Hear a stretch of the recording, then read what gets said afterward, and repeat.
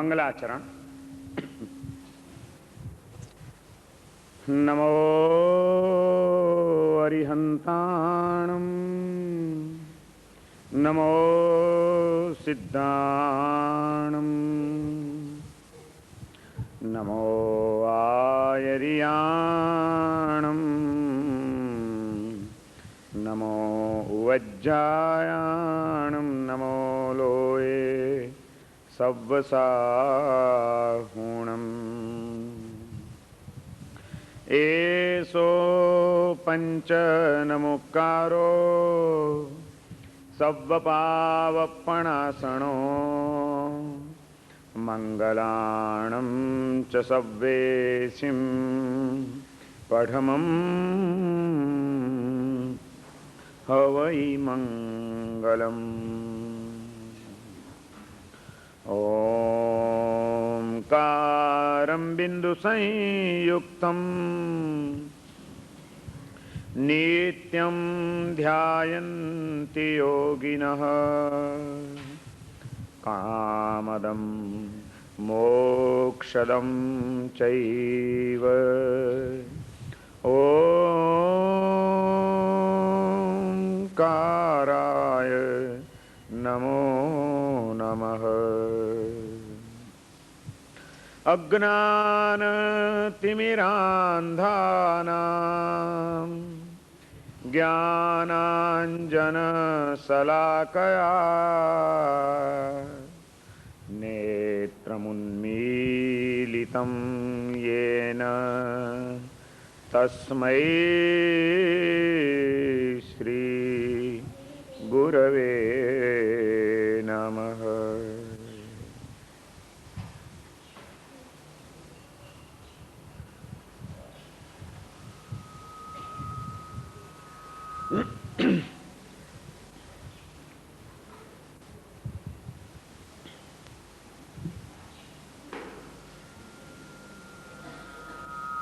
ભારતની આ પવિત્ર ધરતી ઉપર પ્રાચીન કાળથી જ સંતો, મહંતો અને અરિહંતોની એક પરંપરા ચાલતી રહી છે. યુગે યુગે અનેક સંત પુરુષો, મહંતો અને અરિહંત પરમાત્માઓ આ પૃથ્વી ઉપર અવતરતા રહ્યા છે અને જગતના જીવોને કલ્યાણનો માર્ગ ચિંતા રહ્યા છે. જે આ ભારતની ધરતી ઉપર કેટલાક ધર્મો પ્રારંભથી વિકસ્યા, એમાં મુખ્યત્વે ત્રણ ધારાઓ રહી.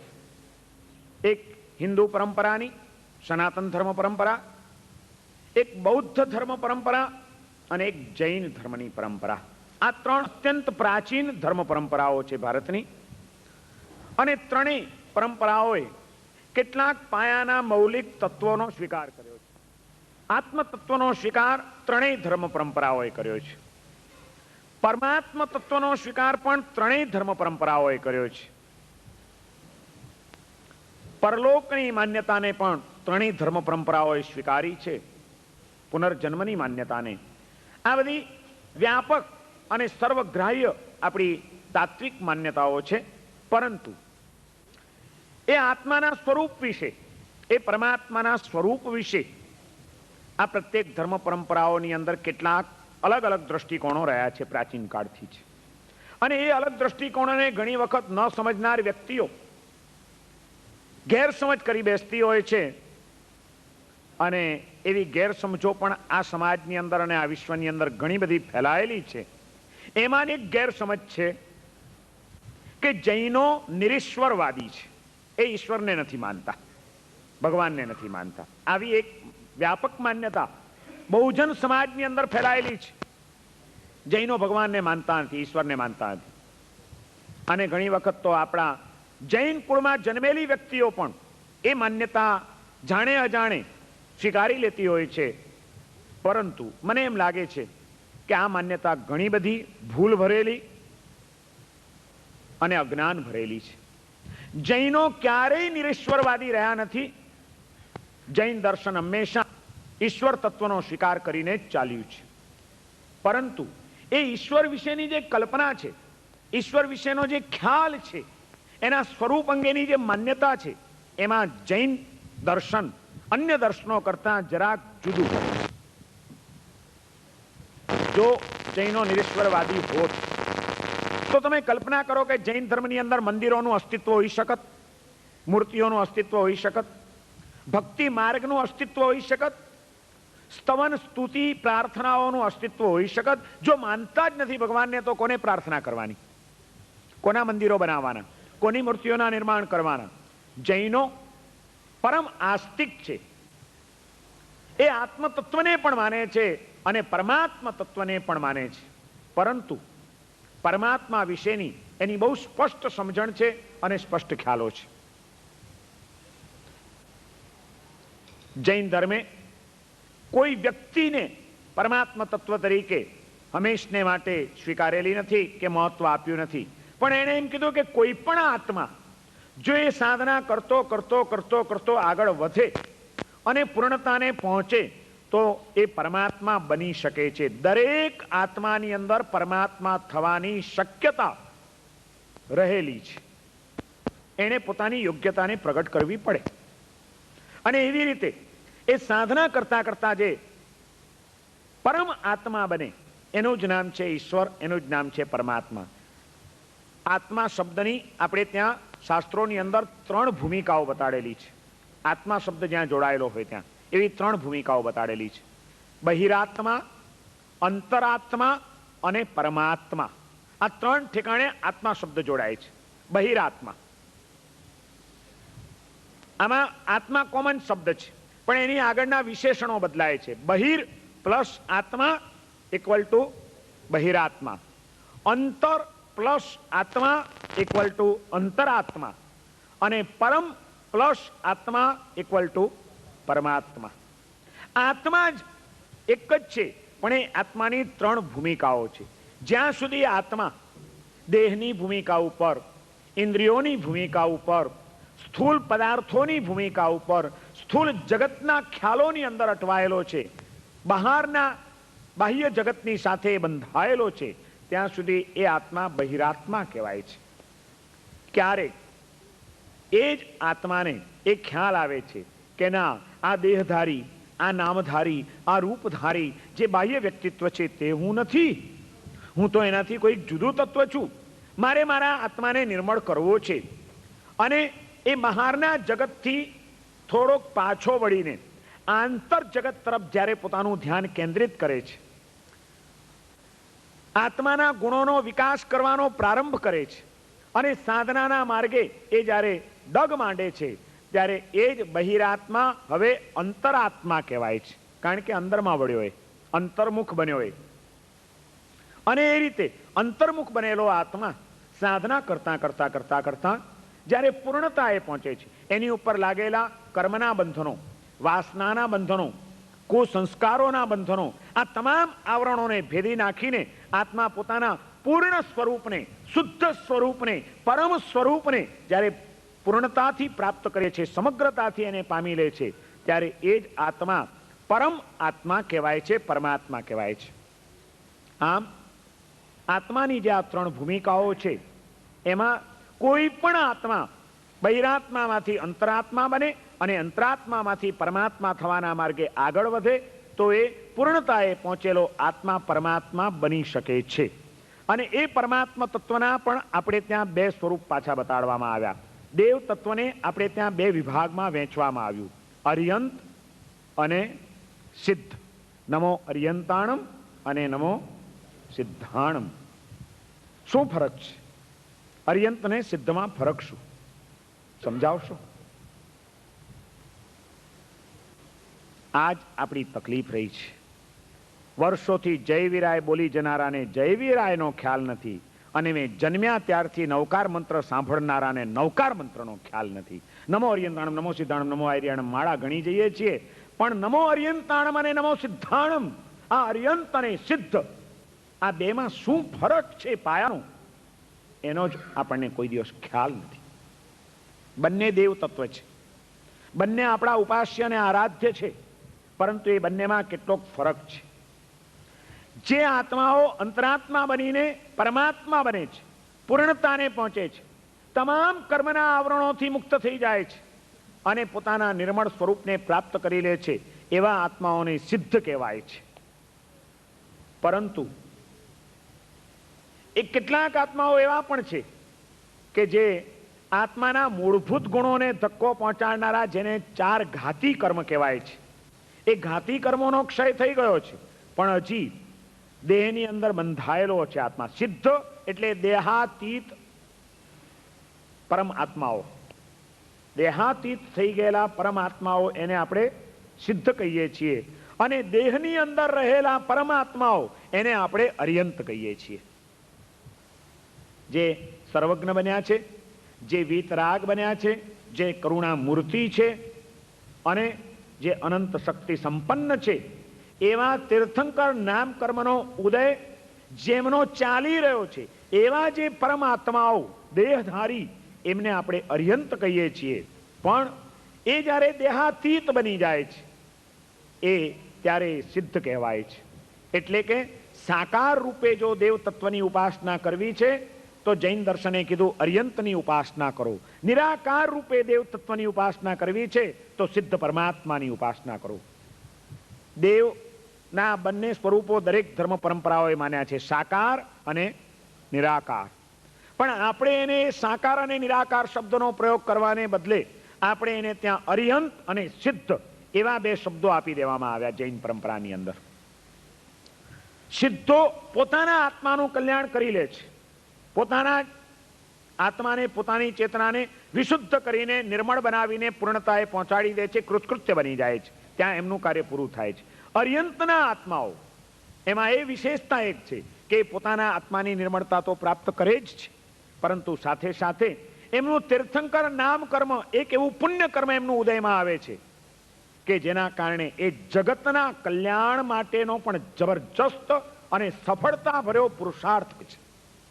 એક માત્ર પોતે પોતાનું કલ્યાણ કરી લે અને બીજા પોતાનું કલ્યાણ કરવા સાથે જગત કલ્યાણનો પણ પુરુષાર્થ કરે, એ બેમાં ફરક છે. એક પોતે ગ્રેજ્યુએટ થાય, પોતે ભણે, અને બીજો પોતે ભણીને પાછો બીજાને ભણાવે, આટલો ફરક. અર્યંત અને સિદ્ધ, સિદ્ધ પોતાના આત્માનું કલ્યાણ કરે છે, અર્યંતો જગતના કલ્યાણનું પણ પરમ કારણ બને છે. અને એવા અર્યંત પરમાત્માને આપણે ત્યાં ઈશ્વર તત્વ તરીકે એનો સ્વીકાર કર્યો છે. પણ એ અર્યંત કોઈ પણ આત્મા બની શકે છે. અહીં બેઠેલા આત્માઓમાંથી પણ સંભવ છે કોઈક અર્યંતનો પણ આત્મા હોઈ શકે. જો એ પોતાની બૈરાત્મ દશામાંથી બહાર આવે, અંતરાત્મ દશામાં પ્રવેશ કરે અને સાધના કરતા કરતા પૂર્ણતાને પહોંચી અને અર્યંત બની શકે તો એમાં કોઈ આશ્ચર્ય નથી. અને એવા અર્યંતો દરેક કાળની અંદર 24 તીર્થંકરો આપણે ત્યાં થતા રહ્યા છે. જૈન ધર્મની કાળ ગણના પણ થોડીક અલગ છે.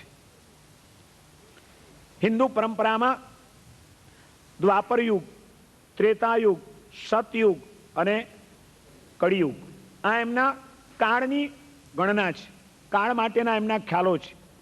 જૈન ધર્મે એમની કાળ ગણના જરા જુદી રીતે કરી છે. એને ઉત્સર્પિણી કાળ અને અવસર્પિણી કાળના નામે ઓળખવામાં આવે છે. ચડતો કાળ અને પડતો કાળ. અને એક એક ઉત્સર્પિણી કાળ અને અવસર્પિણી કાળના પાછા 6 ટુકડાઓ પાડવામાં આવેલા છે, જેને આપણે ત્યાં 6 આરા કહેવામાં આવે છે. કે ને કે આ 4થો આરો, 5મો આરો, એ આરાઓ છે, દરેકના નામ છે. અત્યારે આપણે એ વિષયમાં ઊંડા નથી ઉતરવું. ઉત્સર્પિણી કાળમાં પણ 24 તીર્થંકરો થાય છે, અવસર્પિણી કાળમાં પણ 24 તીર્થંકરો થાય છે. દરેક એક કાળના ટુકડાની અંદર 24 આત્માઓ પોતાના આત્મકલ્યાણની સાથે સાથે જગત કલ્યાણનો જબરજસ્ત પુરુષાર્થ કરીને, ધર્મ તીર્થની સ્થાપનાઓ કરીને, શાસનનું નાવડું તરતું મૂકીને અનંત આત્માઓનું કલ્યાણનું કારણ બની જાય છે. અને એવા આત્માઓને આપણે ત્યાં પરમાત્મા તત્વ તરીકે, પરમાત્મા તરીકે આપણે એમનો સ્વીકાર કર્યો છે. પરંતુ ફરક ક્યાં પડે છે? કેમ જૈનોને નિરીશ્વરવાદી ગણવામાં આવ્યા? એવી ભૂલ કેમ થઈ? એવી ગેરસમજણ કેમ થઈ? એનું કારણ એ છે કે સામાન્યથી હિન્દુ ધર્મની પરંપરા એ છે કે પરમાત્માનું જે સ્વરૂપ વિચાર્યું, એમાં પરમાત્માને ક્રિએટર તરીકે, ડિસ્ટ્રોયર તરીકે, કર્તા તરીકે, આ જગતને ચલાવનાર જો કોઈ હોય તો એ ભગવાન છે. જગત કર્તા તરીકે ઈશ્વરને સ્વીકાર્યો કેટલીક ધર્મ પરંપરાઓએ. જ્યારે જૈન પરંપરાએ ઈશ્વર તત્વનો સ્વીકાર કર્યો છે, પણ એને જગતના કર્તા તરીકે સ્વીકાર્યા નથી. કારણ કે જગતનો કર્તા જો ઈશ્વરને માનીએ તો એમાં ઘણી બધી સમસ્યાઓ ઊભી થાય છે, ઘણા બધા પ્રશ્નો ઊભા થાય છે કે જેના કારણે ઈશ્વરનું અદ્ભુત સ્વરૂપ ખંડિત થઈ જાય છે. કલ્પના એ ચાલી કેટલીક પરંપરાઓમાં કે ભાઈ બ્રહ્માજીએ આ દુનિયાનું સર્જન કર્યું. ભાઈ શેમાંથી કર્યું? તો એક ઈંડું હતું, એ ઈંડું ફૂટ્યું અને એમાંથી દુનિયા બનાવી. સવાલ ત્યાં આવશે કે ઈંડું ક્યાંથી આવ્યું? ઈંડાને કોણે બનાવ્યું? બ્રહ્માજીને કોણે બનાવ્યા? ભગવાનને કોણે બનાવ્યા? તો કે ના, એ તો હતા જ, એટલે કે અનાદિકાળથી એને સ્વીકારી લીધું. હવે જો એમ માનો તમે કે ભગવાને આ દુનિયા બનાવી છે, ભગવાન બધું ચલાવી રહ્યા છે, તો એમાં ભગવાનનું સ્વરૂપ થોડુંક ખંડિત થાય છે. પહેલી વાત એ કે ભગવાન કેવા હોય? શક્તિશાળી હોય કે નબળા હોય? પૂર્ણ શક્તિશાળી જ હોય પરમાત્મા તો. અચ્છા, બીજી વાત, ભગવાન દયાળુ હોય કે કઠોર હૃદયનો હોય? દયાળુ હોય, સ્વાભાવિક છે. જે માણસ શક્તિશાળી છે અને જે દયાળુ છે એ દુનિયાને આવી વિચિત્ર શું કામ બનાવે? કોઈકને દુખી બનાવ્યો, કોઈકને આંધળો બનાવ્યો, કોઈકને લંગડો બનાવ્યો, કોઈકને પાંગડો બનાવ્યો, કોઈકને મૂર્ખ બનાવ્યો, કોઈકને બુદ્ધિશાળી બનાવ્યો. ભગવાન કોઈ દિવસ પક્ષપાતી હોઈ શકે ખરા? આ સવાલ ઉભા થયા. ન હોઈ શકે. એટલે જૈન દર્શને ઈશ્વરને જગત કર્તા તરીકે ન સ્વીકાર્યું કે એમાં એની કરુણા ખંડિત થાય છે, એમાં એનું અનંત સામર્થ્ય ખંડિત થાય છે, એમાં એની શક્તિ ખંડિત થાય છે. ના, જૈન દર્શને જીવોનો જે સંસાર ચાલી રહ્યો છે એના કારણ તરીકે કર્મને સ્વીકારી લીધું, પરમાત્માનો સ્વીકાર કર્યો, પણ પરમાત્માને જગતના કર્તા તરીકે ન સ્વીકાર્યા, પરમાત્માને દ્રષ્ટા તરીકે એમણે સ્વીકાર્યા. કર્તા અને ભોગતા તરીકે નહીં, પરંતુ દ્રષ્ટા તરીકે પરમ તત્વનો સ્વીકાર કર્યો કે પરમાત્મા કરુણામૂર્તિ છે, એ પૂર્ણતાને પહોંચે છે અને એને જગતના પ્રત્યેક જીવાત્માઓ માટે હૃદયની અંદર ભારોભાર કરુણા ઉછળી રહી છે. એ કરુણામૂર્તિ છે. જૈન દર્શને અર્યંત પરમાત્માનો મુખ્ય ગુણ જો કોઈ બતાડેલો હોય તો એ કરુણા છે. કોઈ પણ તીર્થંકર ત્યારે જ બની શકે જ્યારે એના હૃદયની અંદર જગતના જીવો પ્રત્યેની કરુણા પરાકાષ્ઠાએ પહોંચે. કોઈ પણ જીવનું દુઃખ એનાથી જોયું ન જાય. ક્યારે મારામાં શક્તિ આવે, ક્યારે મને એવી તક મળે જગતના બધા જીવોને દુઃખના તમામ બંધનોથી મુક્ત કરી દઉં અને સૌને સાચા સુખના રસ્તે ચડાવી દઉં. આ ભાવના જ્યારે પ્રબળ બને છે ત્યારે આત્મા તીર્થંકર નામ કર્મ બાંધે છે, તીર્થંકર થવાનું નિશ્ચિત કરી નાખે છે. અને પૂર્વના ત્રીજા ભવે કોઈ પણ તીર્થંકર થાય, એના પૂર્વના ત્રીજા ભવે એ તીર્થંકર નામ કર્મને નિકાચિત કરે છે ઉત્કટ કરુણાના કારણે, પ્રબળ કરુણાના કારણે. સવી જીવ કરું શાસન રસી એસી ભાવ દયા મન ઉલ્લસી. સવી જીવોને, સર્વ જીવોને આ ધર્મ શાસનના રસિયા બનાવી દઉં. કારણ કે આત્મા જ્યાં સુધી ધર્મના રંગે નહીં રંગાય, ધર્મનો રસ એને નહીં લાગે, ત્યાં સુધી એ દુઃખના કારણોથી દૂર નહીં જઈ શકે. એ દુઃખી થશે અને મારાથી આ જગતના જીવોના દુઃખો જોવાતા નથી, ત્યારે એવી તાકાત આવે સૌને દુઃખથી મુક્ત કરીને સુખના સાચા રસ્તે ચડાવી દઉં. એમને કંઈ પોતાની પેઢી નહોતી ચલાવવી. સવી જીવ કરું શાસન રસી એટલે મારું શાસન ચાલ્યા કરે, ના. પણ એટલા માટે ધર્મ શાસનમાં વાળવા છે કે એ ધર્મ શાસનમાં વળ્યા વિના જીવો સાચા સુખના સ્વામી બની શકે એમ નથી. માટે અને એ પણ એટલા માટે બનાવવા છે કે એ માર્ગે વળી જાય તો એના દુઃખના બંધનોથી એ મુક્ત થઈ જાય. એટલે કે મૂળમાં કરુણા છે અને એ કરુણા પરાકાષ્ઠાએ પહોંચે છે ત્યારે તીર્થંકરનો આત્મા તીર્થંકર બને છે. અને આ વાત આપણને એક બીજી પણ મહત્વની વાત કરે છે કે તીર્થંકરો સવી જીવ કરું શાસન રસીની ભાવના કરે છે, ધર્મ શાસનના રસિયા બનાવવાની. એના દ્વારા આપણને પણ એક મુખ સંદેશ આપે છે કે તમે ભલે તીર્થંકર ન હો, તમે જગતના સર્વ જીવોને શાસનના રસિયા ન બનાવી શકો, ધર્મના રંગે ન રંગી શકો, પણ કમસે કમ જ્યાં તમારો હાથ પહોંચતો હોય, જ્યાં તમારી જવાબદારીઓ હોય, ત્યાં તો તમે તમારા વારસદારોને, તમે તમારા પરિવારને, તમે તમારા પુત્ર પુત્રીઓને ધર્મનો રસ જરૂર લગાડજો, જો તમે એના હિતચિંતક હો, જો તમે એને સુખી જોવા ઈચ્છતા હો તો. કારણ કે તમારા સ્વજનો, તમારા પુત્રો, તમારા બાળકો જો ધર્મના રંગે નહીં રંગાયા હોય તો એના જીવનની અંદર દુઃખી થવાની પૂર્ણ શક્યતાઓ છે. ભગવાન તીર્થંકરોના જીવનના એક એક પ્રસંગો એ માત્ર પ્રસંગો તરીકે મૂલવવાના નથી હોતા, એમાંથી ઘણી બધી અદ્ભુત પ્રેરણાઓ આપણને પ્રાપ્ત થતી હોય છે. અને એવી પ્રેરણાઓને આપણે ઝીલવાની છે, પ્રેરણાઓને પકડવાની છે કે શા માટે એમણે શાસનના રશિયા બનાવવાની ચિંતા કરી. કારણ કે એના દ્વારા જ જીવનમાં સુખ એમણે જોયું એમના અનંત જ્ઞાનની અંદર. અને આપણે પણ આપણા પરિવારને, આપણા બાળકોને સુખી જોવા જ ઈચ્છીએ છીએ તો આપણે એમને કયો વારસો આપવો જીવનમાં નક્કી કર્યું છે? તમારા સંતાનોને તમારે કયો વારસો આપવો છે? માત્ર ધંધાનો જ વારસો આપશો? માત્ર પૈસાનો જ વારસો આપશો? કે કોઈ સંસ્કારનો વારસો પણ આપવાની આપણે ચિંતા રાખી છે? સવાલ છે આ એક. અને એક વાત સમજી રાખજો, જ્ઞાની પુરુષોના જીવન પ્રસંગોમાંથી તો આ બધી પ્રેરણાઓ આપણને મળે જ છે, પરંતુ જ્યારે સમાજનું દર્શન કરીએ છીએ ત્યારે સમાજનું દર્શન કર્યા પછી પણ હું એક ચોક્કસ નિર્ણય ઉપર આવ્યો છું કે જે પરિવારના વડીલો, જે પરિવારના માતા પિતાઓ પોતાના બાળકોને પૈસાનો, સમૃદ્ધિનો, વ્યવહારિક ભણતરનો આ બધો વારસો આપવા પ્રયત્ન કરે છે, પણ સંસ્કારોનો વારસો અને ધર્મનો વારસો આપવા માટે જાગૃત નથી રહ્યા, કે એ માટેનો પ્રયત્ન નથી કરતા, એ માતા પિતાને એક દાડો ક્યારેક ને ક્યારેક પસ્તાવાનો અવસર જરૂર આવે છે. એવા અનેક પ્રસંગો અનેક પરિવારોની અંદર જોવા મને મળ્યા છે. ભગવાન મહાવીર તીર્થંકરોના જીવન ચરિત્રોની આ પહેલી પ્રેરણા છે. સજાગ બની જાઓ. તમારે તમારા બાળકોને સુખી કરવા છે, દુઃખી કરવા છે એનો નિર્ણય કરી લો. અને એ શેનાથી થશે એના માધ્યમોને પણ સમજી લો અને એ માટે અત્યારથી જાગૃત બની જાઓ. એક બનેલી સત્ય ઘટના તમને કહું. 1989માં પહેલી વખત જ્યારે અમેરિકા જવાનું થયું ત્યારે અમેરિકાની ધર્મયાત્રા દરમિયાન કેનેડામાં પણ જવાનું થયું. કેનેડામાં મુખ્ય જે શહેરો હતા, ટોરન્ટો, ઓટાવા, મોન્ટ્રીયલ, ત્યાં બધે પ્રવચનો ગોઠવાયા હતા અને અમારી કેનેડાના દેશની ધર્મયાત્રા ચાલી રહી હતી. ટોરન્ટોમાં 3 કે 5 દિવસ રોકાવાનું હતું અને પ્રવચન થયું. પ્રવચન પૂરું થયું. એક શ્રાવક ભાઈ મારી પાસે આવ્યા, મને કે મહારાજ સાહેબ, મારે તમને મળવું છે, અડધો કલાકનો સમય આપશો? મેં કીધું ચોક્કસ. એક ડૉક્ટર હતા, એ પોતે આપણા જૈન હતા, શ્રાવક હતા, બહુ યશસ્વી ડૉક્ટર હતા ત્યાંના.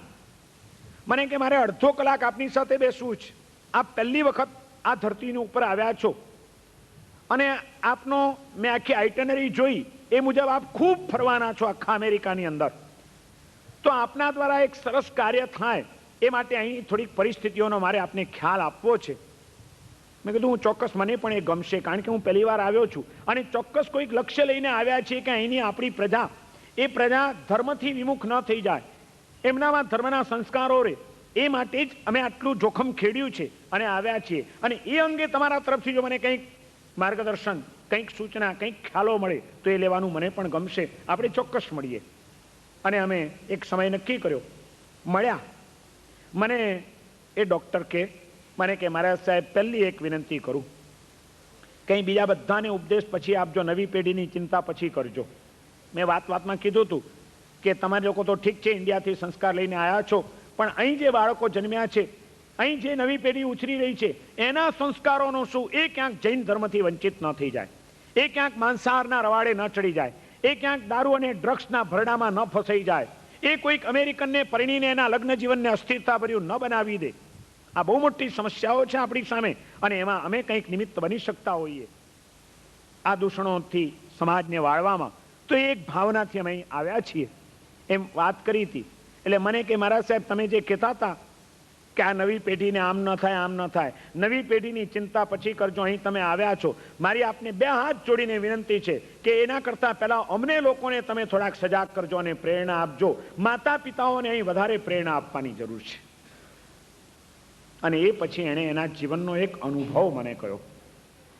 મને કે હું મારા સાહેબ દાઝેલો છું, મારા પગ નીચે રેલો આવેલો છે, અને માટે હું આપને આ વિનંતી કરી રહ્યો છું કે અહીંના પ્રત્યેક માતા પિતાઓને કહેજો કે ધંધો ઓછો થાય તો ઓછો કરજો, બે પૈસા ઓછા કમાવાય તો ઓછા કમાજો, પણ બાળકોની ઉપેક્ષા નહીં કરતા. રોજ તમારા બાળકો માટે થોડોક સમય જરૂર ફાળવજો.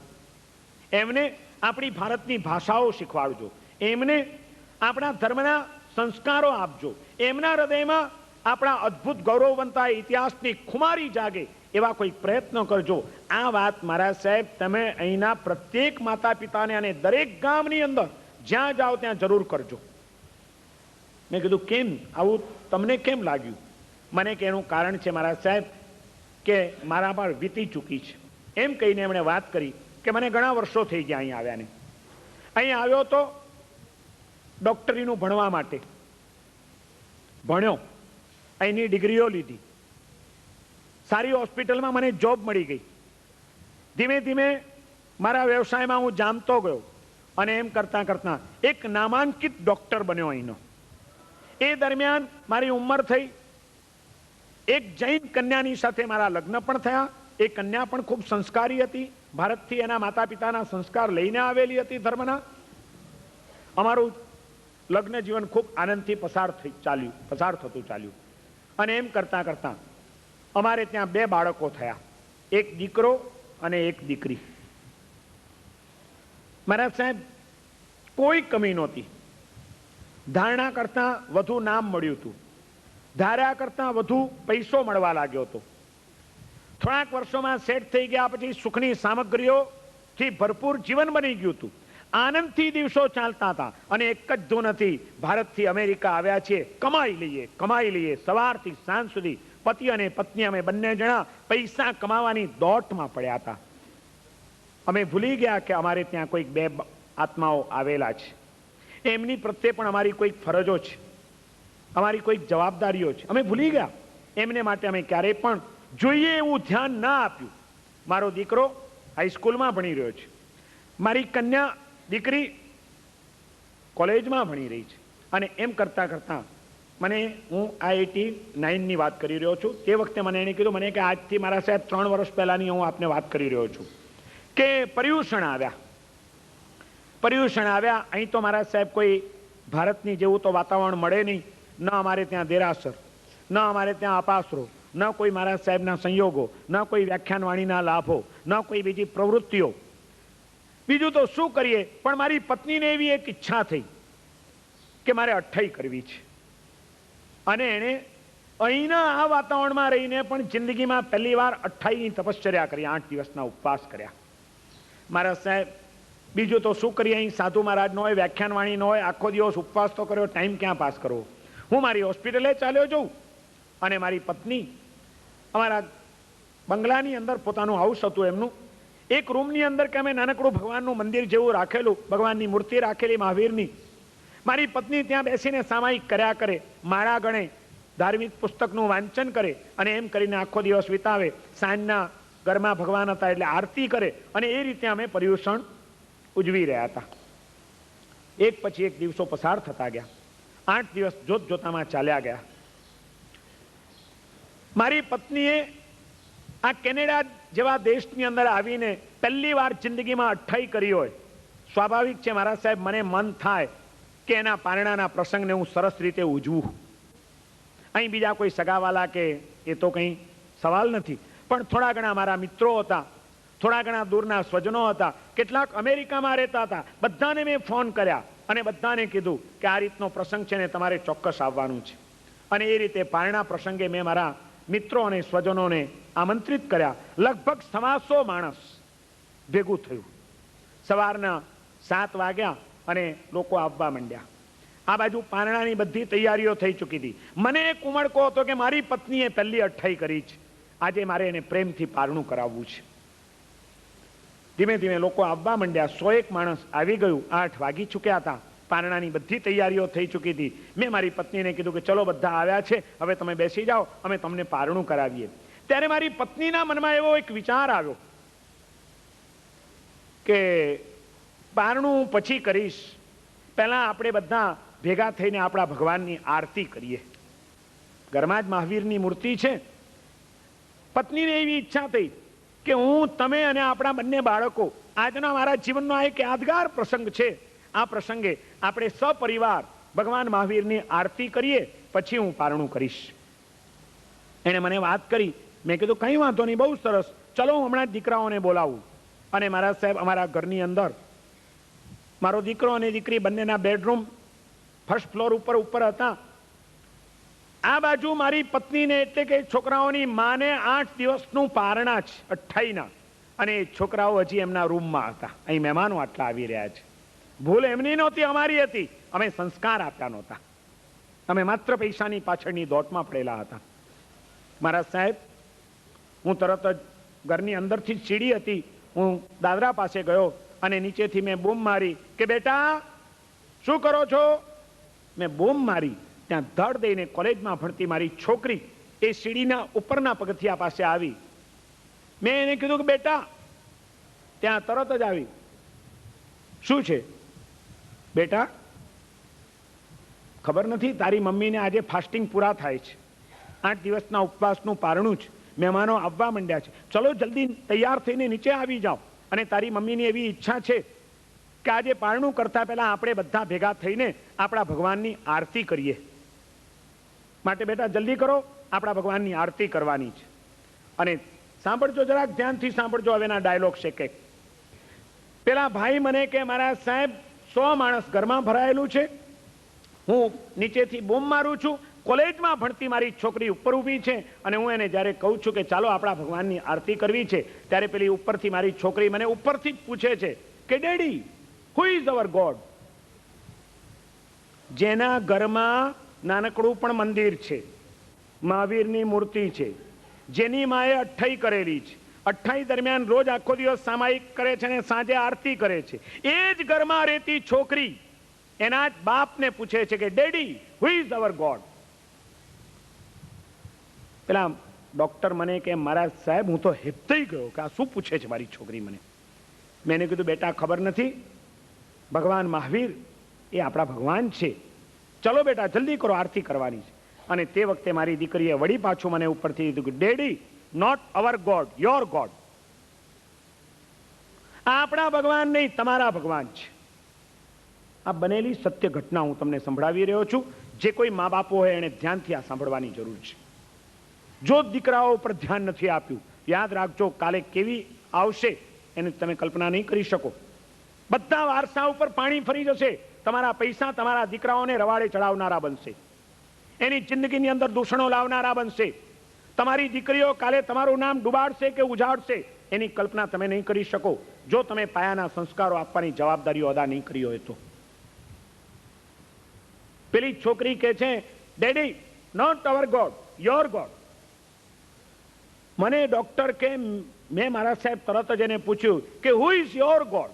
તો પછી તારા ભગવાન કોણ છે? ત્યારે પેલી છોકરી કહે છે કે my God is Jesus Christ, not Mahavira. ઈસુ ખ્રિસ્ત એ મારા ભગવાન છે, મહાવીર મારા ભગવાન નથી. ડોક્ટર કે મારા સાહેબ કાપો તો લોહી ન નીકળે એવી અમારી હાલત હતી તે વખતે. એટલા ઉમળકાથી એક પ્રસંગ ઉજવવાની તૈયારીઓ કરી હોય, 100 મિત્રો અને સ્વજનો આવી ચૂક્યા હોય, અને એ બધાની વચ્ચે 28ના પારણા પ્રસંગે એ જ માની પેટની જણેલી દીકરી જ્યારે એમ કે મહાવીર મારા ભગવાન નથી, મારા સાહેબ અમારી હાલત શું થાય? My God is Jesus Christ, not Mahavira. પેલીએ કહી દીધું. ખલાસ, મૂડ ખતમ થઈ ગયો આ લોકોનો તો. કારણ કે કોન્વેન્ટ સ્કૂલોમાં ભણતી હતી, ક્રિશ્ચિયન મિશનરીની કોલેજોમાં એણે એજ્યુકેશન લીધું હતું, અને ત્યાં રોજ આમ કરવાની ટેવ પડેલી હતી.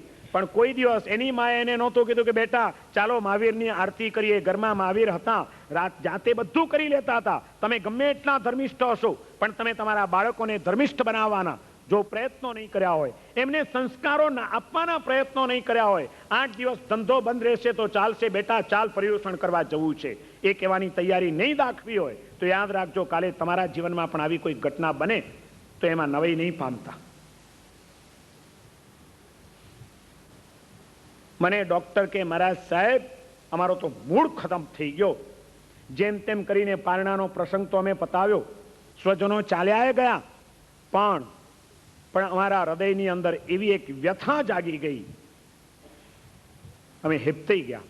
અને એ દિવસે રાત્રે હું અને મારી પત્ની અમારા બેડરૂમને બંધ કરીને મહારાજ સાહેબ ધ્રુસકે ને ધ્રુસકે રડ્યા છીએ કે આપણે અહીંયા આવ્યા, આ દેશની અંદર આપણે ભણતર લીધું, આપણે પૈસા કમાયા, આપણે નામ કમાયા, આપણે સુખ સામગ્રી વસાવી, બધું મેળવ્યું જિંદગીની અંદર, પણ એ બધા પછી આજે આપણા જીવનનો સરવાળો શું આપણે કંઈક મેળવ્યું છે કે આપણે કંઈક ગુમાવ્યું છે?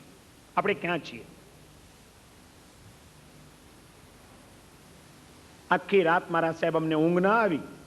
આ જ ચર્ચામાં, વિચારણામાં અમે આખી રાત વિતાવી અને અમને સમજાઈ ગયું કે ઘરમાં મૂર્તિ રાખી હતી. મા બાપ પોતે કદાચ દર્શન કરી લેતા હશે, પણ એને કોઈ દિવસ નહોતું કીધું કે બેટા અહીંયા આવો, જો આપણે જૈન છીએ, આપણા ભગવાન કોણ છે એની આરતી કરવી જોઈએ. અમે કોઈ દિવસ બાળકો ઉપર ધ્યાન જ નહોતું આપ્યું. એની જિંદગીમાં મસ્ત હતા, અમે અમારી જિંદગીમાં મસ્ત હતા. અને આ વાત માત્ર અમેરિકાની નથી, આ વાત ભારતના અનેક શહેરોની અંદર જીવન જીવતા મા બાપોની છે. મા બાપો પોતાની જિંદગીમાં મસ્ત રહેશે, છોકરાઓ પોતાની જિંદગીમાં મસ્ત રહેશે. જો કોઈ દિવસ તમે ચિંતા નથી કરી તમારો છોકરો ક્યાં જાય છે, તમારી છોકરી કોની સાથે બેસે છે, એ શું વાંચે છે, એ કોના સંગમાં રહે છે, એના જીવનમાં કોઈ દૂષણ તો નથી આવ્યું ને, તો આગ લાગ્યા પછી પાણીનો કૂવો ખોદવા જવાનો કોઈ અર્થ નહીં રહે, એટલું સમજી રાખજો. આજે પુરુષોને એમના ધંધાઓ વધારવા સિવાય બીજો કોઈ રસ રહ્યો નથી. નવી નવી ફેક્ટરીઓ નાખો, નવા નવા પ્લાનિંગ કરો, નવા નવા ધંધાઓ કરતા જાઓ અને બેંક બેલેન્સ વધારતા જાઓ, વધારતા જાઓ, વધારતા જાઓ. વધારો, તમારા પુણ્યના ઉદયથી તમને મળતું હોય ખુશીથી મેળવો, મારી ના નથી. પણ એટલામાં જ અટકી ગયા છો તો ગંભીર ભૂલ ગણાશે. પુરુષોને ધંધામાંથી ઊંચું જોવાની ફુરસદ નથી, અને અમારી બહેનો એને થોડું ઘણું ઘરનું કામ, બાકી મંડળ અને કમંડળો એટલા વધી ગયા છે. હવે આજે આ મંડળમાં જવાનું છે, આજે અહીં મીટિંગ રાખી છે, આજે અહીં આ ક્લબમાં જવાનું છે, અને માણસો ગૌરવ લે છે. અમે તો બંને મારા સાહેબ આ ક્લબના મેમ્બર છીએ, કપલ. ફરક કરો ક્લબોમાં અને તમારા છોકરાઓને ફરવા દો જ્યાં ફરવું હોય ત્યાં. અરે ઘરમાં ઠરો ને ફરવાની કઈ જરૂર છે? 2 કલાક તમે ઘરમાં બેસી શકતા નથી, તમે તમારા બાળકોને 1 કલાક તમારી પાસે બેસાડી શકતા નથી કે બેટા આજે સ્કૂલમાં શું ભણી આવ્યો? કોઈ દિવસ પૂછ્યું છે તમે? તમારા બાળકોના પાઠ્યપુસ્તકો તમે ક્યારે હાથમાં લીધા છે ખરા? કે એના પાઠ્યપુસ્તકોમાં શેના શેના પાઠ આવે છે, એ શું શું ભણે છે, ઈંડામાં કેટલી કેલરી છે, માછલામાં કેટલા પૌષ્ટિક તત્વો છે, એને સ્કૂલમાં શું શું ભણાવવામાં આવે છે, અને એના મગજમાં શું શું ભરવામાં આવે છે. એ કદાચ ભલે સ્કૂલમાં ભણી પણ આવ્યો હોય, પણ એ પછી એનું બ્રેઇન વોશ કરવાનો કોઈ દિવસ તમે પ્રયત્ન કર્યો છે કે બેટા આ ચોપડી ખોટી છે, આવા ભૂસા મગજમાં ભરતો નહીં. જો એક વાત સમજી રાખ, આ ઈંડા અને માછલા ખાવાની આપણે કોઈ જરૂર નથી. પ્રોટીન્સની તને જરૂર હોય તો બેટા કઠોળ ખા, મગમાં જેટલા પ્રોટીન્સ છે, ચણામાં જેટલા પ્રોટીન્સ છે, એટલા આમાંથી તને નહીં મળે. કોઈ દિવસ તમે બ્રેઇન વોશ કર્યું છે એનું? બહુ પ્રેમપૂર્વક આજે મારે તમને પૂછવું છે.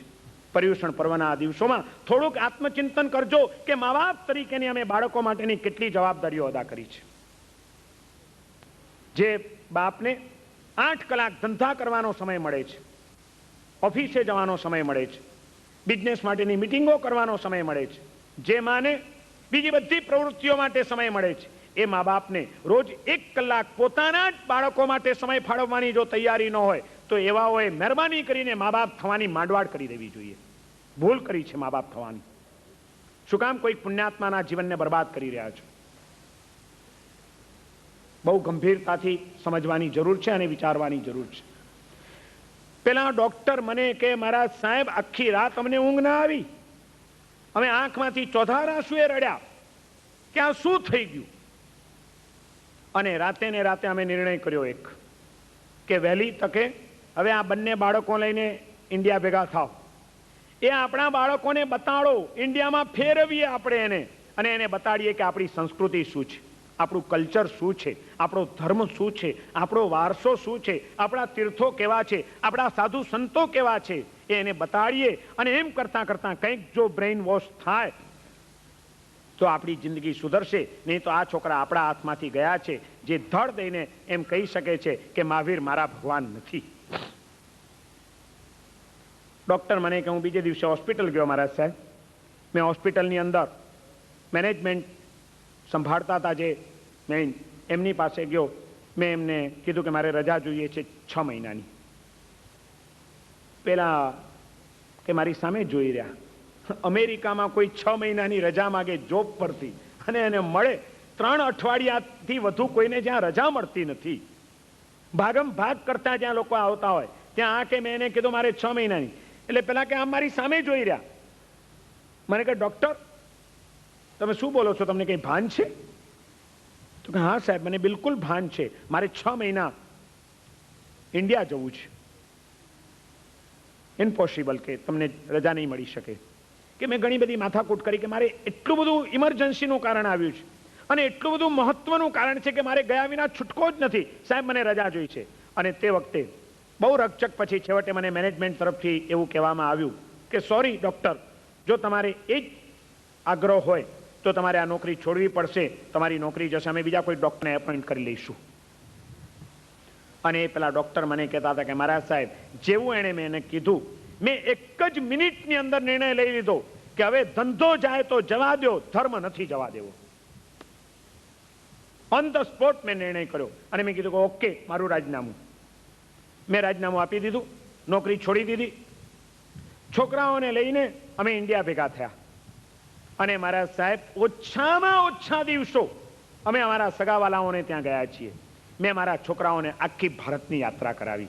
એને આપણા એક એક તીર્થોમાં લઈ ગયા. અમે એમને સમેત લઈ ગયા, અમે એમને પાવાપુરી લઈ ગયા, અમે એમને પાલિતાણા લઈ ગયા, અમે એમને ગિરનાર લઈ ગયા, અમે એમને આબુ અને રાણકપુર લઈ ગયા. એક એક તીર્થોમાં જવાનું, ત્યાં નિરાંતે 2 દિવસ 3 દિવસ 4 દિવસ રહેવાનું, ત્યાંનો ઇતિહાસ ત્યાંના પૂજારીઓ પાસે મહેતાજીઓ પાસેથી જાણવાનો, અંગ્રેજી ભાષામાં છોકરાઓને સમજાવવાનો અને એમને ખ્યાલ આપવાનો કે આ વસ્તુપાળ તેજપાળે આ દેરાસરો બનાવ્યા, એ વસ્તુપાળ તેજપાળ કોણ હતા, કેટલો ખર્ચો થયો, કેવી રીતે દેરાસરો બનાવ્યા. એમને આપણા પૂર્વજોની ધર્મ ભાવનાનો ખ્યાલ આપવાનો, એમને ત્યાંની કલા સમૃદ્ધિ, અદ્ભુત કોતરણી, શિલ્પ અને સ્થાપત્ય એના દર્શન કરાવવાના અને એક એકનો પરિચય કરાવવાનો. ક્યાંક સાધુ સાધ્વીજી મહારાજ હોય તો એમની પાસે એમને લઈ જવાના, એમને સમજાવીએ કે આપણા પ્રિષ્ટ કહેવાય, આપણા સાધુ ગુરુ કહેવાય, આપણા સાધ્વીજી મહારાજ કહેવાય.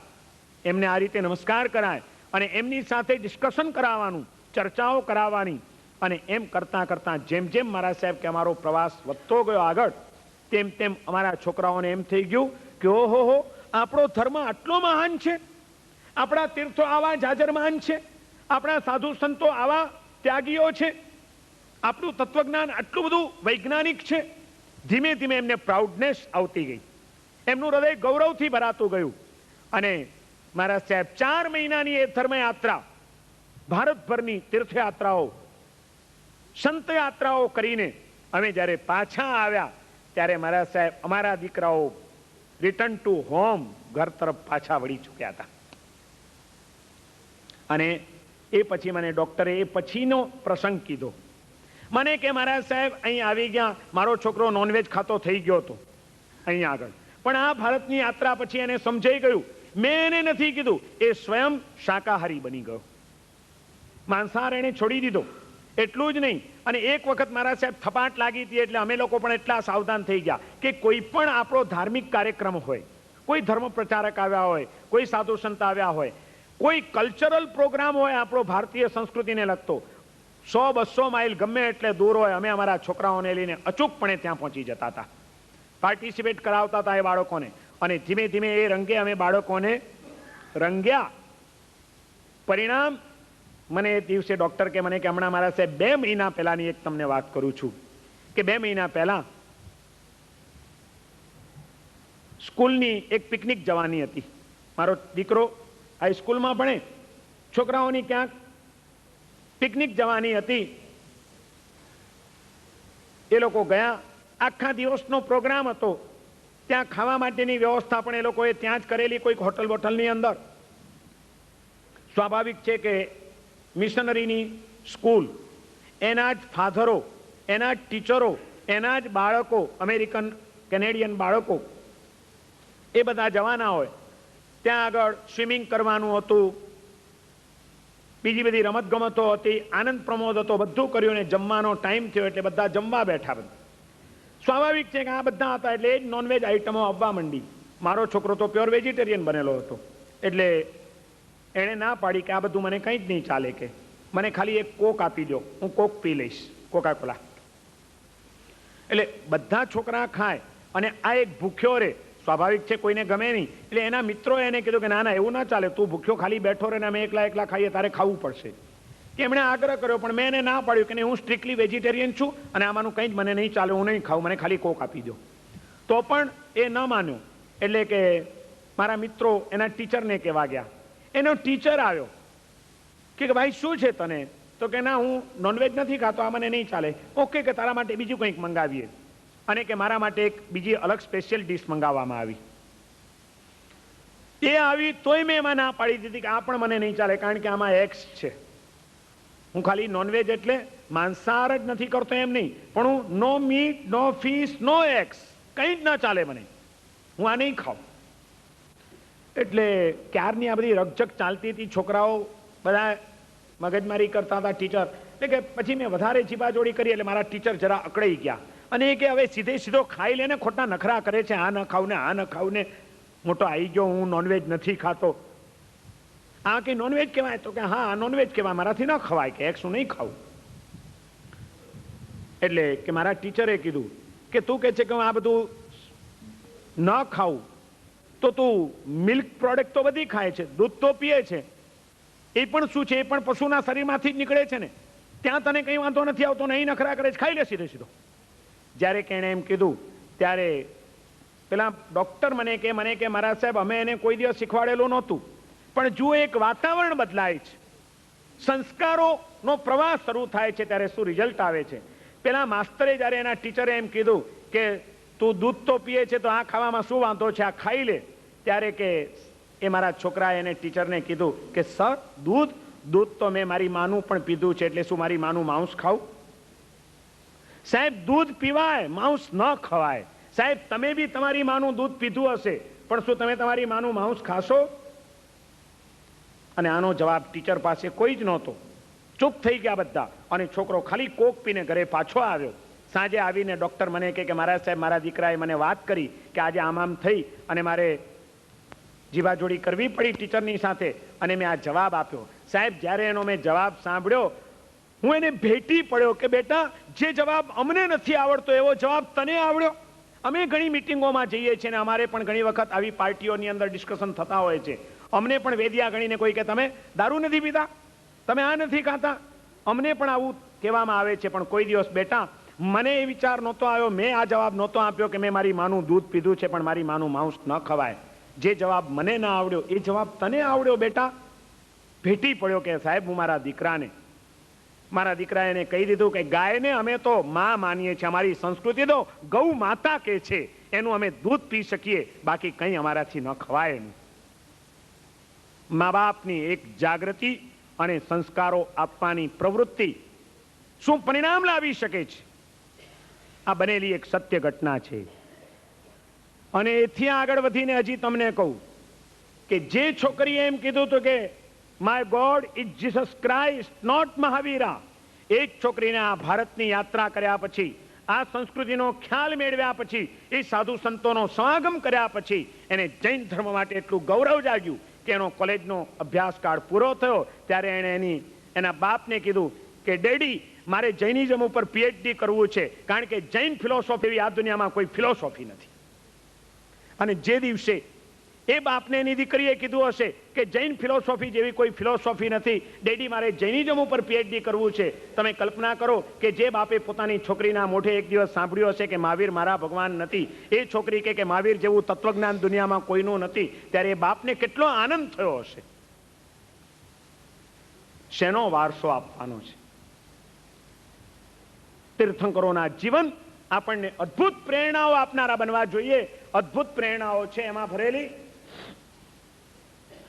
કોઈ પણ તીર્થંકરનો આત્મા પૂર્વના ત્રીજા ભવે તીર્થંકર નામ કર્મ નિકાચિત કરે છે. સવી જીવ કરું શાસન રસી, એસી ભાવ દયા મન ઉલ્લસી. સર્વ જીવોને શાસન, ધર્મ શાસનના રસિયા બનાવવા છે. કારણ કે જ્યાં સુધી આત્મા ધર્મની સાથે નહીં જોડાય ત્યાં સુધી એના જીવનની અંદર દુઃખોનો અંત આવવાનો નથી. સંપત્તિ તમને સુખની સામગ્રી અપાવી શકશે, સુખની અનુભૂતિ નહીં અપાવી શકે. સુખની સામગ્રી મળવી એક જુદી વસ્તુ છે અને સુખની અનુભૂતિ મળવી એ સંપત્તિ, પૈસો એ તમને સુખના સાધનો અપાવી શકશે, સામગ્રીઓ અપાવી શકશે, એ સુખ અપાવી શકે એવી ભ્રમણામાં રહેતા નહીં. અઢળક સંપત્તિના સ્વામીઓ આજે ભયંકર દુઃખી છે. શ્રીમંતો જેટલા દયાપાત્ર આજે કદાચ બીજા કોઈ નહીં હોય, અંતરથી દુઃખી છે. કારણ કે એમની પાસે સંપત્તિ છે. જો ધર્મ હશે તો એવા ધર્મથી રંગાયેલા શ્રીમંતો પણ આનંદથી જીવતા હશે અને મહાન માર્ગે આગળ વધતા હશે. પણ જે શ્રીમંતોએ માત્ર પૈસાને પ્રાધાન્ય આપ્યું છે, એવો એ ઉદ્યોગપતિ હોય, મિલ માલિક હોય કે ગમે એવો મોટો વેપારી હોય, એને ભલે પૈસાનો ખડકલો વધાર્યો હશે, જેની પાસે સાધના નથી, કોઈ પરમાત્માની ઉપાસના નથી, કોઈ તત્વજ્ઞાનના ઝરણા નથી જેની હૃદયને ભીંજવતા, એ શ્રીમંત ભયંકર રીતે આંતરિક રીતે દુઃખી હશે. સુખની સામગ્રી અને સુખની અનુભૂતિ બે જુદા તત્વો છે. સુખની અનુભૂતિ અપાવવાની તાકાત માત્ર ધર્મ અને અધ્યાત્મની અંદર છે. સંપત્તિ તમને માત્ર સામગ્રી જ અપાવી શકે, બીજું કંઈ જ નહીં. અને એટલા માટે ભગવાન મહાવીર દરેક તીર્થંકરો પૂર્વના ત્રીજા ભાવે એ નથી વિચારતા કે મારું પ્રચંડ પુણ્ય છે, આ દુનિયાની અંદર સંપત્તિની રેલમછેલ બોલાવી દઉં, દેવાત્માઓ મારા સેવામાં રહેવાના છે, જોઈએ એટલી અઢળક સમૃદ્ધિના ખડકલા કરી દઉં, દુનિયાના બધા દુઃખો દૂર થઈ જાય. એ વિચાર એમણે ન કર્યો. ધાર્યું હોત તો એ કામ પણ કરી શકત, પણ એમણે સમૃદ્ધિની રેલમછેલ વહાવવાનો વિચાર ન કર્યો, પણ ધર્મ શાસનના રસિયા બનાવવાનો વિચાર કર્યો. કારણ કે એમને સમજણ હતી, એ જાણતા હતા કે સંપત્તિથી ક્યારેય સુખી થવાતું નથી, સંસ્કારોથી જ સુખી થવાય છે. અને એ ભગવાન તીર્થંકરોના જીવનના પ્રસંગો આપણને પણ એ જ પ્રેરણા આપે છે કે એમણે વિશ્વના સર્વ જીવો માટે જે વિચાર કર્યો, આપણે કમસે કમ આપણા પરિવાર પૂરતો તો એ વિચાર અવશ્ય કરીએ. એમાં તો આપણે ન જ ચૂકીએ. જૈન ધર્મની ઈશ્વર વિશેની કલ્પના, ઈશ્વર વિશેની માન્યતા એ આ છે. એને જગતના કર્તા તરીકે નહીં, પરંતુ વિશ્વના સર્વ જીવો પ્રત્યે કરુણા વહાવતા, આવા તીર્થંકર નામ કર્મનું પ્રચંડ પુણ્ય ધરાવતા એવા મહાન આત્માઓને એને ઈશ્વર તરીકે સ્વીકાર્યા છે કે જે ધર્મની ગંગા વહાવે છે, ધર્મનો માર્ગ ચીંધે છે, પ્રેરણા આપે છે, પછી જીવે પોતાના પુરુષાર્થથી જ પોતાના જીવનના ઘડવૈયા બનવાનું છે. ભગવાન કોઈનું જીવન ઘડવા બેસતા નથી ડાયરેક્ટલી, એ કોઈ ક્રિએટર નથી. અન્ય ધર્મની પરંપરાઓ કરતાં જૈન ધર્મની માન્યતા અહીં જુદી પડે છે. બીજાઓએ જ્યારે ઈશ્વરને જગત કર્તા તરીકે, ક્રિએટર તરીકે સ્વીકાર્યા, ત્યારે જૈન ધર્મે એને ઉપદેશક તરીકે સ્વીકાર્યા છે, માર્ગદર્શક તરીકે સ્વીકાર્યા છે, ધર્મ પ્રવર્તક તરીકે સ્વીકાર્યા છે. પણ ઈશ્વરને સ્વીકાર્યા તો છે જ. અને એ ઈશ્વર, એ તીર્થંકરો દરેક ઉત્તરપીણી કાળ અને અવસરપીણી કાળમાં 24 તીર્થંકરો જે થાય છે, એ તીર્થંકરો તમારા મારામાંથી જ કોઈક થાય છે. આપણી જેવા એક વખતના સામાન્ય આત્માઓ, પામર આત્માઓ પરમ આત્મા બની શકે છે. અને આ પણ એક બહુ મોટો આશાવાદ છે. અહીં આગળ જૈન દર્શનની અંદર ક્યાંય વ્યક્તિ પૂજા નથી, ક્યાંય કોઈ ચોક્કસ વ્યક્તિઓને ભગવાન તરીકે બેસાડી દીધેલા નથી. જૈન દર્શન તો એમ કે છે કે તમારો આત્મા પણ પરમાત્મા બની શકે છે. કારણ કે જે પરમાત્માઓ બન્યા એમનો પણ ભૂતકાળ તપાસજો. કોક તબક્કે એ પણ પામર દશામાં હતા અને પામરમાંથી પરમ બની શકાય છે. આવો જબરજસ્ત આશાવાદ આપણા હૃદયમાં જગાડનાર જો કોઈ હોય અને એ રીતે આપણા હૃદયને પુરુષાર્થના માર્ગે દોડતું કરનાર જો કોઈ હોય તો તે આ તીર્થંકરો છે. એ આપણી ઉપર બહુ મોટો ઉપકાર છે.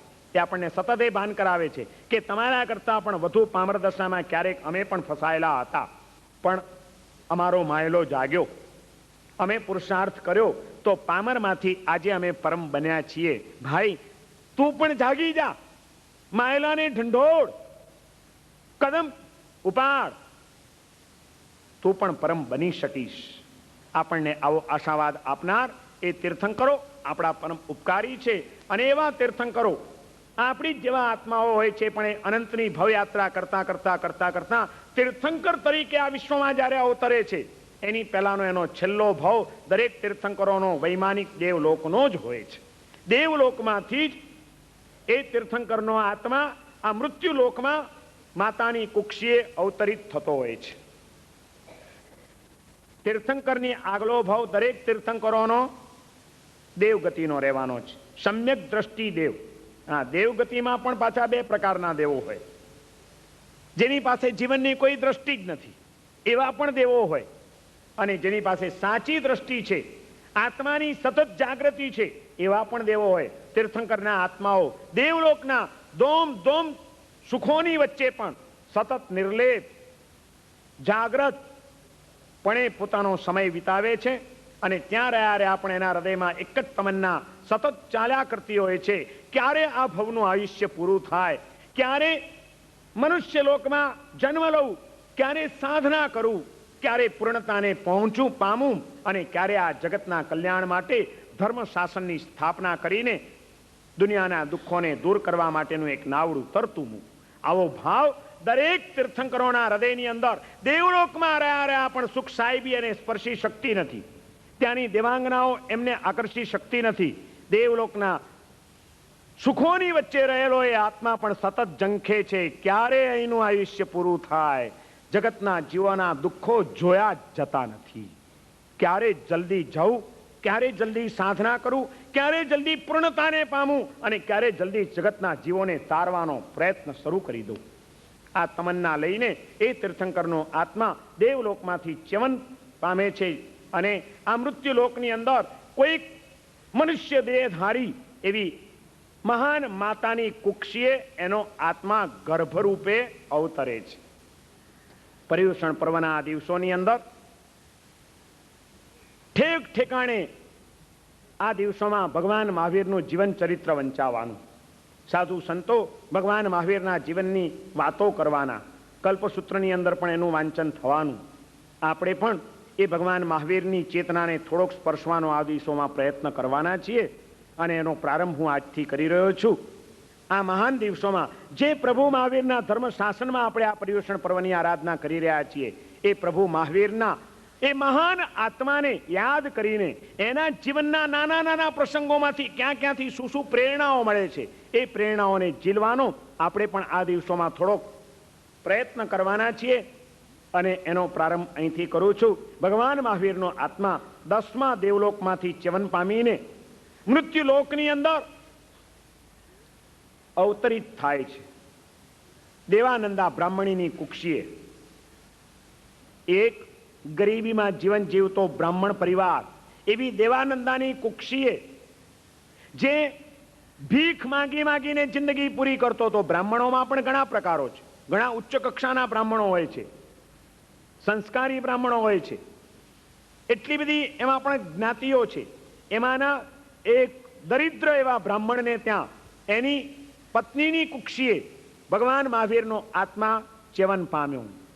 શાસ્ત્રોમાં સવાલ કર્યો કે આવો તીર્થંકરનો મહાન આત્મા આવા દરિદ્ર કુળની અંદર કેમ અવતરિત થયો? અને એનો જવાબ આપ્યો છે, અદ્ભુત છે જવાબ. જૈન દર્શન કેટલું નિષ્પક્ષ દર્શન છે. એને કોઈની શરમ નથી રાખી, સત્યનો સ્વીકાર કર્યો છે. તીર્થંકરનો આત્મા હોય તો શું થયું? એણે પણ કોઈક જન્મમાં જો ભૂલ કરી છે, પાપ કર્મ બાંધ્યું છે, તો એનું ફળ એણે પણ ભોગવવું પડે. આટલું નિષ્પક્ષ શાસન તમને ભાગ્યે જ બીજે જોવા મળશે, જે પોતાના અવતારી મહાપુરુષોના જીવનની પણ કોઈક ભૂલનો સ્વીકાર કરીને ચાલ્યું છે. ભગવાન મહાવીરનો આત્મા મરીચીના ભવની અંદર, જે 27 ભવની કથા છે ભગવાન મહાવીરની, એમાંનો 3જો ભવ મરીચીનો. એ મરીચીના ભવની અંદર એ ભગવાન મહાવીરનો આત્મા એણે અહંકાર કરીને એક કર્મ બાંધ્યું હતું. ભગવાન આદિનાથ સમવસણ માંડીને બેઠેલા છે, પ્રભુની દેશના ચાલી રહી છે. ભગવાનના પુત્ર ભરત ભગવાનની દેશના સાંભળવા ગયેલા છે. ભરત મહારાજા ચક્રવર્તી દેશના સાંભળે છે ત્યાં ભગવાન અનેક વાતો કરી રહ્યા છે. અને એમાં ભરત ભગવાનને પ્રશ્ન પૂછે છે કે પ્રભુ, અત્યારે કોઈ આ દુનિયાની અંદર કે આપના સમવસણની અંદર કોઈ એવો મહાન આત્મા ખરો જે તીર્થંકર થવાનો હોય? ત્યારે ત્યાં આગળ કહેવામાં આવે છે, ભગવાન કહે છે કે હા ભરત, તારો પુત્ર મરીચી એ આ અવસરપીણી કાળના 24માં તીર્થંકર થવાના છે, મહાન આત્મા છે. અને પોતાનો પુત્ર તીર્થંકર થશે એ સાંભળીને કયા પિતાને આનંદ ન થાય? ભરતની તો આમ રોમ રાજી વિકસિત થઈ ગઈ છે. ભરત મહારાજા આવે છે. મરીચીએ એક સંન્યાસીનું રૂપ લીધેલું છે, સંન્યાસી બનેલો છે, ત્રિદંડીઓ. ત્યાં આવીને એને વંદન કરે છે, પ્રદક્ષિણા આપે છે. ત્યારે મરીચી વિચારમાં પડી જાય છે કે ભગવાન આદિનાથ નજીકમાં સમવસરેલા છે, ભગવાન આદિનાથના તમે ભક્ત મને કેમ વંદન કરો છો? ત્યારે ભરત મહારાજા કહે છે મરીચીને કે હું આ તમને અને તમારા અત્યારના રૂપને વંદન નથી કરતો, પણ તમે તીર્થંકરના આત્મા છો, એ તીર્થંકરના આત્માને હું નમસ્કાર કરી રહ્યો છું. હમણાં જ મને પ્રભુએ કીધું કે તમે તીર્થંકર થવાના છો. શું વાત કરે છે? અને ઇતિહાસ કહે છે કે એ વખતે એ વાત સાંભળીને મરીચીના મનમાં એક અહંકાર આવી ગયો કે ઓહો હો, જુઓ તો ખરા અમારું કુળ કેટલું ઊંચું. મારા દાદા પહેલા તીર્થંકર, મારા પિતા પહેલા ચક્રવર્તી, હું છેલ્લો તીર્થંકર. મહાન પદવીઓ તો અમને જ મળી છે. અહો મે ઉત્તમમ કુલમ, અહો મે ઉત્તમમ કુલમ, અહો મે ઉત્તમમ કુલમ. ગાંડો થઈને નાચવા લાગ્યો. કુળનું અભિમાન, મારું કુળ કેટલું ઊંચું. આ કુળનું અભિમાન કર્યું. જૈન દર્શને નોંધ લીધી છે આ એક નાનકડી ઘટનાની કે એ અભિમાનના કારણે ત્યાં આગળ એણે નીચ ગોત્ર કર્મ બાંધી લીધું, નીચ કુળમાં જન્મવાનું. તીર્થંકરનો આત્મા પણ જો ભૂલ કરે અને ખોટું કર્મ બાંધે તો આ નિષ્પક્ષ એવી કર્મસત્તા એને પણ છોડતી નથી. એવી કર્મસત્તાની આગળ તમે ને હું, આપણે કોણ? ભગવાન મહાવીરના જીવનની કેટલાય પૂર્વના ભવોની આ કથા આપણને એક પ્રેરણા આપે છે. ડગલે ને પગલે ક્યાંય કોઈ ખોટો કર્મ ન બંધાઈ જાય એ માટે સતત સાવધાની સાથે જીવજો. નાનકડી પણ વાતનો અહંકાર ક્યારેક તમને પછાડનારો બની જશે. નાનકડી પણ ચીજની આસક્તિ ક્યારેક તમને રવાડે ચડાવનારી બની જશે. સાવધાન બનીને જીવો. મનુષ્ય જીવન એટલે જાગૃતિનું જીવન છે. પડે પડની જાગૃતિ, એનું જ નામ ધર્મ છે, બીજું કંઈ જ નથી. સતત જાગૃત બનીને જીવો. શું કરવાનું? તીર્થંકરના આત્માને એક દરિદ્ર કંગાળ એવા બ્રાહ્મણને ત્યાં જન્મ દેનાર કોણ? એણે એના જીવનમાં કરેલો એક નાનકડી ભૂલ, કુળનો અભિમાન કર્યું. આજે તો કેટલા અભિમાન કરીને આપણે જીવીએ છીએ. પૈસાનું અભિમાન, સત્તાનું, હું આ સંસ્થાનો ટ્રસ્ટી છું, હું આનો અહીં છું, હું અહીં છું, અહીં પ્રેસિડેન્ટ છું, અહીં સેક્રેટરી છું, અહીં ટ્રેઝરર છું. અને ઘણા તો એવા ભાગ્યશાળીઓ છે કે એ પોતે ક્યાં ક્યાં શું છે એની એને જ ખબર નહીં હોય, કારણ કે ક્યાંય ના પાડવાની હોય જ નહીં. બધે ટ્રસ્ટી થવા તૈયાર, ભલે ને કામ કંઈ જ ન કરવાનું હોય, અભિમાન જ લઈને ફરવાનું હોય કે અમે આટલી સંસ્થામાં છીએ અને અમે આટલી સંસ્થામાં છીએ. લીધે રાખો અભિમાન, ફર્યા કરો. ભગવાન તીર્થંકરના આત્માને જે અભિમાને નથી છોડ્યું એ તમને ને મને ક્યાં છોડશે? વિચાર તો કરો. શેના અભિમાન લઈને ફરીએ છીએ? અને એ અભિમાને આજે માણસને એટલો અક્કડ બનાવી દીધો છે. અહંકાર, બધાનો અહંકાર. બુદ્ધિનું અભિમાન, હું મારા જેવો બુદ્ધિશાળી કોઈ નહીં. અરે ગમે એવી સમસ્યા હોય ને આપણે તો આમ રસ્તો કાઢી દઈએ. બુદ્ધિનું અભિમાન. વૈભવનું અભિમાન. આપણી પાસે જેવી કાર છે ને તમને કોઈની પાસે નહીં જોવા મળે. આપણું ફર્નિચર જુઓ, મોમાં આંગળા નાખી જાય માણસ. વૈભવનું અભિમાન. આપણે ત્યાં અભિમાન પણ 8 પ્રકારનો મત બતાડ્યો છે શાસ્ત્રમાં. અત્યારે મારે એ વાત નથી ચર્ચવી, પાછી ગાડી બીજા પાટા ઉપર ચાલી જશે. પણ 8 રીતે અભિમાન માણસને પકડીને ચાલે છે. રૂપનું અભિમાન, હું રૂપવાન. બુદ્ધિનું અભિમાન, હું બુદ્ધિશાળી. બળનું અભિમાન, હું પહેલવાન. જ્ઞાનનું અભિમાન, હું વિદ્વાન. તપનું એ અભિમાન, હું તપસ્વી, 8 પ્રકારના અભિમાન બતાડ્યા છે. અને આ બધા અભિમાનોએ આજે માણસને એવો રવાડે ચડાવ્યો છે. માણસ અક્કડ બની ગયો છે. કારણ કે જેના હૃદયમાં અહંકાર જાગે એ પછી અક્કડ થયા વિના, આ મરીચી જેવો, મરીચી ભગવાન મહાવીરનો આત્મા અક્કડ થઈ ગયો, આમ થઈ ગયો. બેઠો તો સાધના કરતો અને ભરત મહારાજાએ પ્રદક્ષિણા આપીને વંદન કર્યા એટલે અક્કડ થઈને નાચવા માંડ્યો, હું ઊંચો, હું ઊંચો, આમ થઈ ગયો. અને અભિમાન કોને હોય, અક્કડતા કોને હોય ખબર છે ને તમને? સમજી લેવાનું, એનો આત્મા મર્યો, પ્રાણ ગયો. પ્રાણ ગયા પછી એક કવિએ કીધું, झुकता वही है जिसमें जान है, झुकता वही है जिसमें जान है, અકડતા તો મુર્દે કી પહેચાન है. મળદું અક્કડ થઈ જાય અને જ્યારે માણસ અક્કડ થાય એટલે સમજવું કે હવે આ મર્યો છે, મળદું જ છે, હરતી પરતી લાશ છે, બીજું કાંઈ નથી. झुकता वही है जिसमें जान है, અકડતા તો મુર્દે કી પહેચાન है. શેનું અભિમાન લઈને આપણે ફરીએ છીએ? તીર્થંકરના આત્માને જે અભિમાને અને એ અભિમાન દ્વારા બંધાયેલા કર્મે નથી છોડ્યા. એ કર્મ સત્તાની સામે તમે ને હું, આપણે તો મગતરા છીએ, ક્યાંય ફેંકાઈ જઈશું ખબર પણ નહીં પડે. જીવનમાં સતત નમ્ર બનીને, વિવેકી બનીને, સાવધાન બનીને જીવીએ, એ જ ધર્મ પામ્યાની સાચી નિશાની છે, બીજું કંઈ જ નથી કરવાનું.